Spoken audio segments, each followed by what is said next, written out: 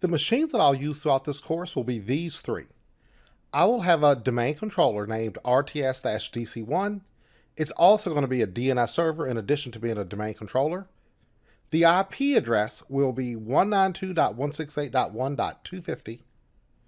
I'll use the default subnet mask, so I'm not actually changing that.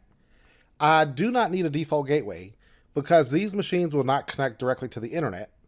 And the preferred DNS server of RTS-DC1 will be the same as the IP address. It's going to end in 250, so that'll be the same. Because this machine will be the DNS server in our environment.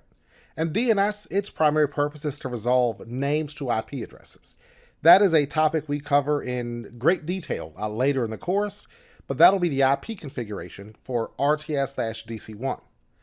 I'll also use a core server. Its IP address will be 192.168.1.252, default subnet mask. Just like RTS-DC1, no default gateway. The preferred DNS server will be 192.168.1.250, so it's going to use that RTS-DC1 as its DNS server. And the alternate DNS for all these machines will be blank. We're not going to use an alternate. The last machine I'm going to use is RTS-serve1.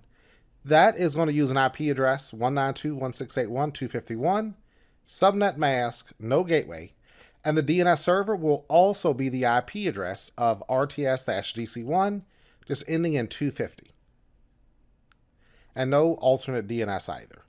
So that is the IP layout that we're going to use throughout the course.